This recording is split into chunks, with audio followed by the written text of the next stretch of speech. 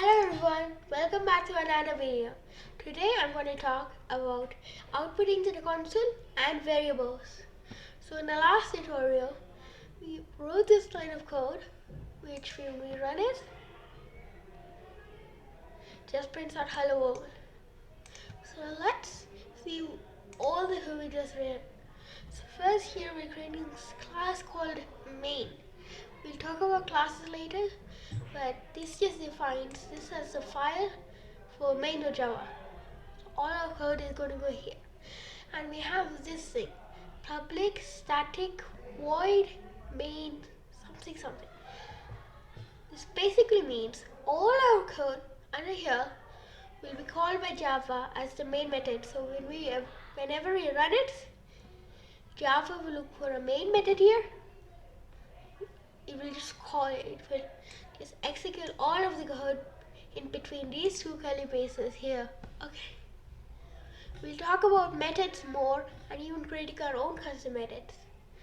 And here we see it's system.out.println and we're just writing hello world. Basically we're going into the system, we're asking for the output and we're printing a line into the output. The output is basically the console down here. And here, in between these curly braces, this is how you call a method or a function.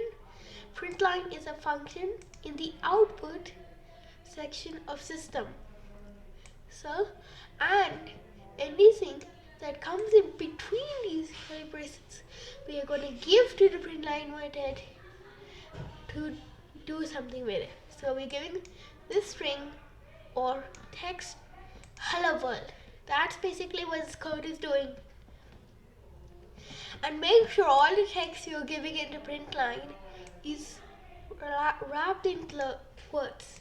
And also each line should end with a semicolon. Semicolons in programming basically just like full stops in English. So make sure also add the semicolons.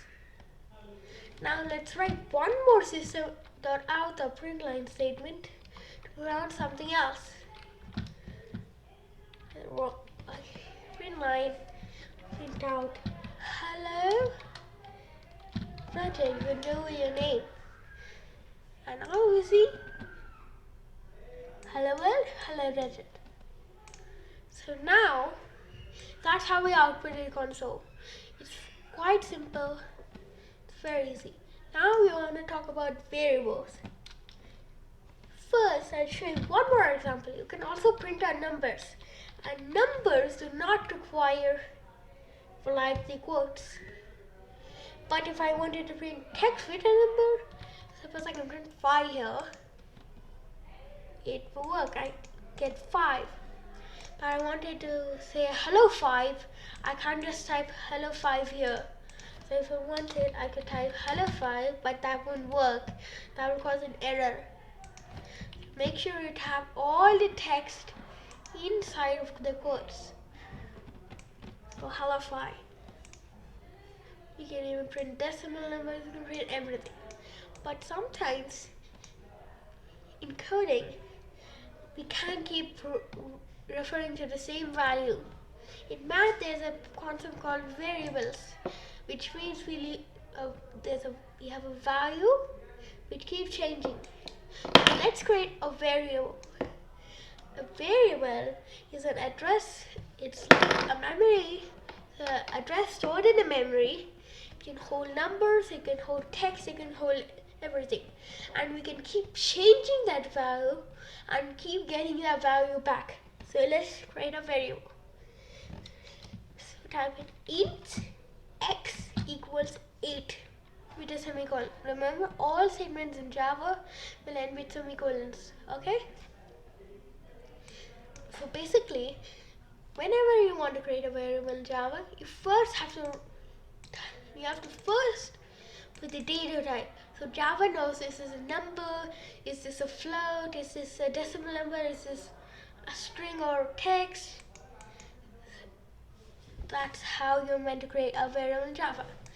And next we have the variable name, which is x. Then we put an equal sign and we put the value we want it to first start with. So now we can also print out variables, but we don't need the quotes. So we can print out x. We will get 8, which is the value of x. Leave these other statements now. Let's also create a new string variable. Let's say string greeting equal hello world.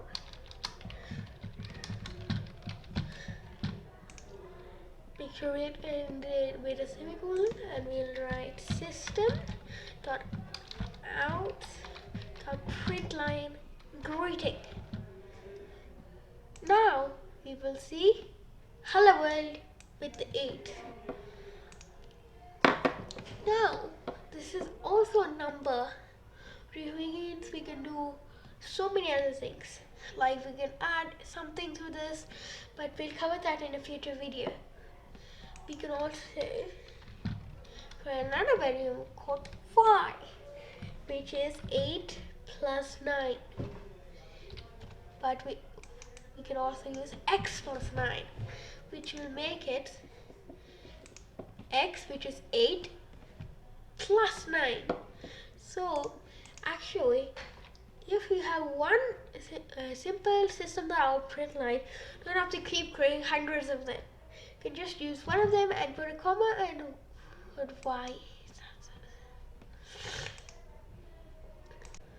That doesn't work, okay? Sorry, I'm confused between languages. That won't work. You have to put individual systems that are print line. Now we'll see the value 17. After this is built, we'll see 17. That's how simple it is. You just have to understand the concept of variables, and everything will be a little more easy. That is variables. Now I want to talk about the data types. So, first data type we can see here is int. We can create int a. Also, one more cool thing is comments. See, we can put comments here, which are lines of code that will be ignored by the compiler or the thing that will read the code. So you can put a comment with // and you can type anything you want here, but it will not be code. You can put anything, even the system out print line, it will not execute it. It will ignore this. It's a way that we can give notes to ourselves, give notes to other developers. So now let's create the int x equals 8. That int is very simple. It's just a number, a non-decimal number, which is less than 2 billion something.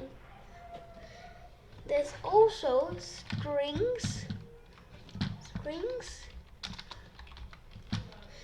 but the S is capital. Remember, always that S in string is capital. You can even see a string here, but it's an array, which we'll talk about later. Arrays are also a data type, but we'll talk about them in a future tutorial. So let's create string greeting equals hello world,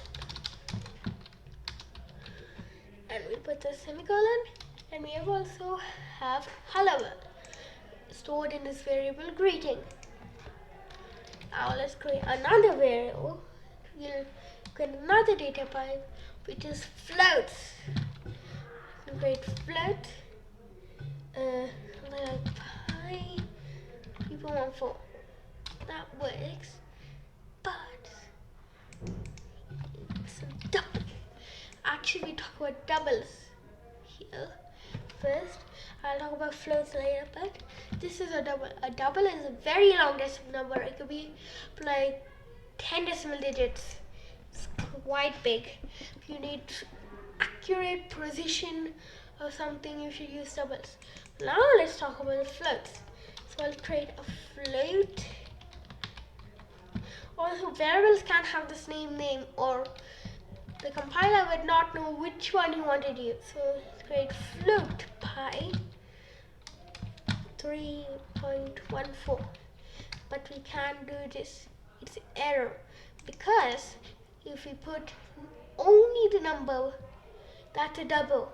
So you have to put F to signify this is a float, not a double. That was floats and pi. Floats and doubles. Next data type we have is long. Remember, I told you ints can only be up to 2 billion. Longs can be up to an even bigger value. I don't think you would ever be needing long. So we stick with int because longs will take up so much memory space and you really will only need ints ever. There's also even shorter types, even one called short and byte. So let's create a long here. So let's say super long number. And let's put it at a very big number. Error we get is integer number too large, because with the floats you will also think this is integer, so we have to put L. Now it's a long number, but this is too large. Now this is a long number, so long numbers and floats should end with F and L to signify it's not an int or a double. So that was data types. But also you might be wondering, they're variables, right? They should be changing. That's what they're used for. Why not just refer to the values themselves without just having to create this one line of code? It's because it can change. It can change. Suppose it says system.out.println the greeting. Suppose now you wanted to change the greeting. How do we do that?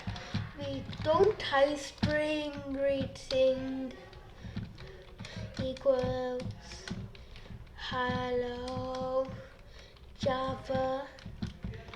No, we can't do that. It's an error because we're trying to use a variable. We're trying to create a variable with the same name, greeting. The computer will not know what to do because we have two variables called greeting, not know which one you ever want to refer to. So you have to have a different name. But what if we want to change the value of a variable? You just take out the data type and this line of code will just change the greeting. Just change. If you look here, okay, greeting, we have this variable up here and we're setting the value to hello Java. This works. Now if we print it out,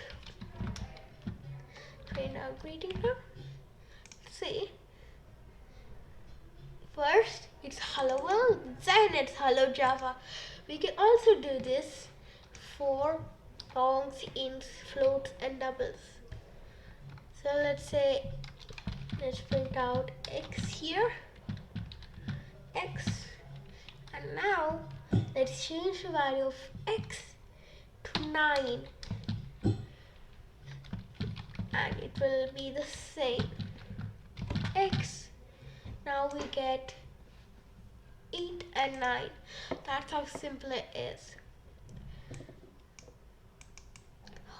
Now let's recap what we learned in today's video. First, you print out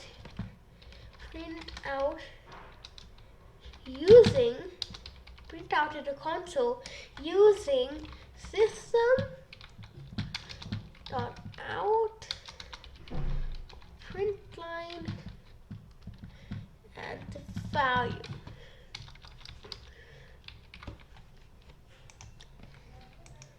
And that's how we print out. We also learned about comments, which are statements ignored by the compiler.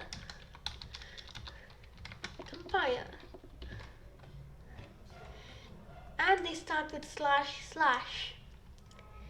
Next, we learned about variables. Variables are a value stored in memory. Stored in memory. Okay. And we also learned about data types, which is a type of a variable. Data types are the type of a variable.